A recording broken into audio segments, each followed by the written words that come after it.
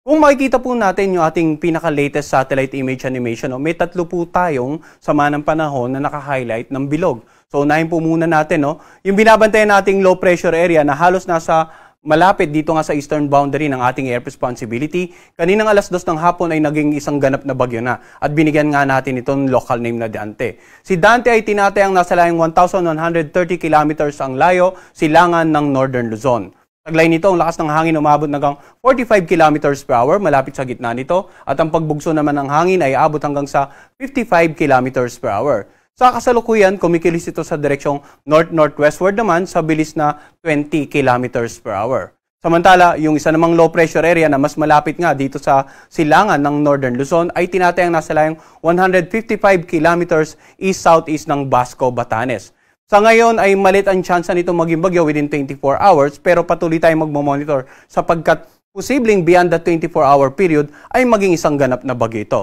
Ang senaryo natin dito sa low pressure area na malapit nga sa Northern Luzon, posibleng kumilos ito patungo dito sa may extreme Northern Luzon, lumabas nga ng northwestern boundary ng ating air responsibility at dito pa lang sa West Philippine Sea siya magiging ganap na bagyo. Yun po yung scenario number 1 natin.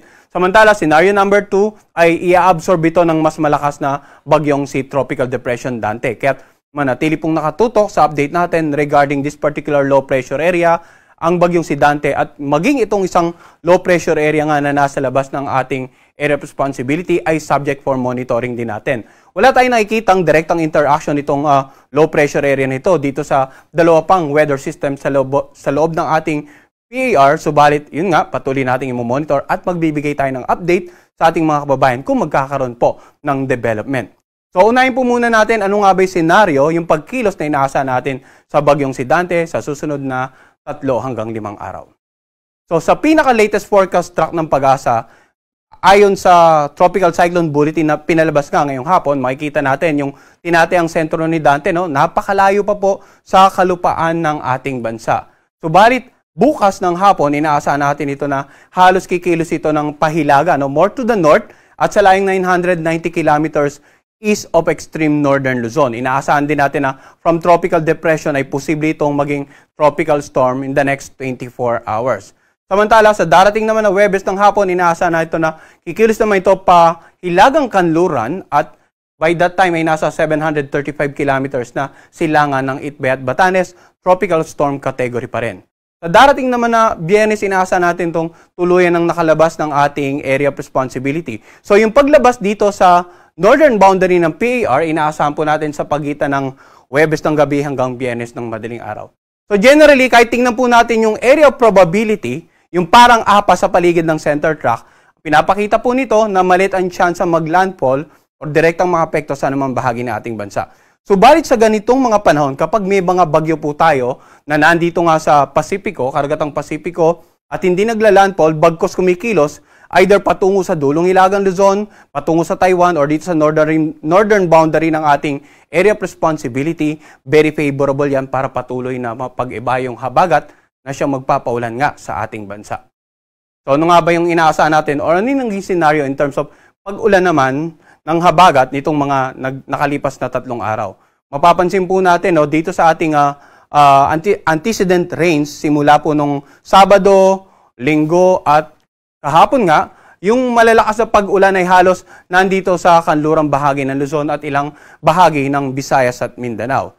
So generally, nakikita nga po natin sa balita, sa actual na may mga pagbaha na dyan, may mga pag-uunang lupa na sa nakararaming lalawigan sa kanlurang bahagi ng Luzon. At ano nga ba inaasahan natin for the next 2 to 3 days? Sa ating pinaka-latest weather advisory, simula po ngayong araw hanggang bukas, inaasahan pa rin na matitinding pag-ulan dito nga sa kanlurang bahagi ng Luzon, ilang bahagi ng Bicol region at maging Western Visayas. Lalong-lalo na po yung naka-highlight ng red, inaasahan natin na dyan na more than 200 millimeters of rain. 100 to 200 millimeters of rain naman sa orange, samantala dito sa mga naka-highlight ng yellow, 50 to 100 millimeters of rain. So ano nga ba ibig nating ipahiwatig sa ating mga kababayan?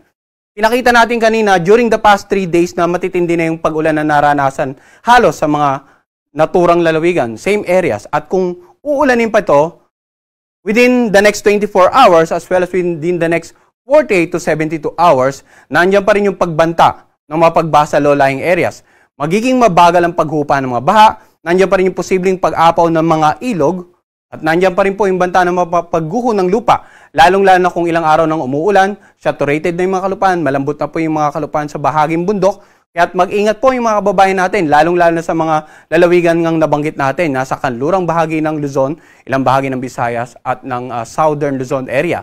Maging alerto sa mga posibleng pagbaha at pagguho ng lupa at patuloy po makipag-ugnayan sa kanilang lokal na pamahalaan at lokal na Disaster Risk Reduction Managing Officers para sa patuloy na gawaing pangkaligtasan. Samantala, yung pinagbugsong habagat naman, dahil nga dito sa nagdaang bagyong Krising at yung potential na magiging bagyo aside from Dante ay patuloy ding magdudulot ng mga pagbugso ng hangin. Kahit wala po tayong warning signal, posibleng makaranas tayo ng mga paminsan-minsang pagbugso ng hangin ngayong araw. Dito sa Zambales, Bataan, maging dito sa Metro Manila, Calabarzon, Mimaropa, Visayas at Dinagat Island.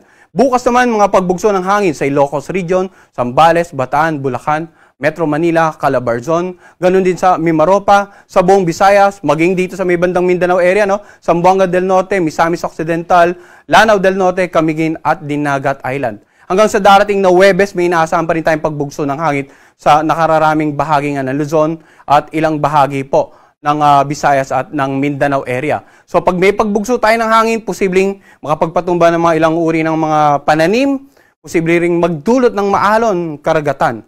Kaya hanggat maaari, huwag muna po malawot yung mga kababayan natin. Dito nga sa northern at saka western seaboard ng ating bansa, O iba yung pag-iingat kung papalawot, lalong-lalo na yung mga kababayan nating mangingisda at yung mga may maliit na sakayan pandagat, sapagkat kahit wala pong bagyo, yung bugso ng habagat ay pwede ring magdulot ng katamtaman hanggang sa maalong karagatan.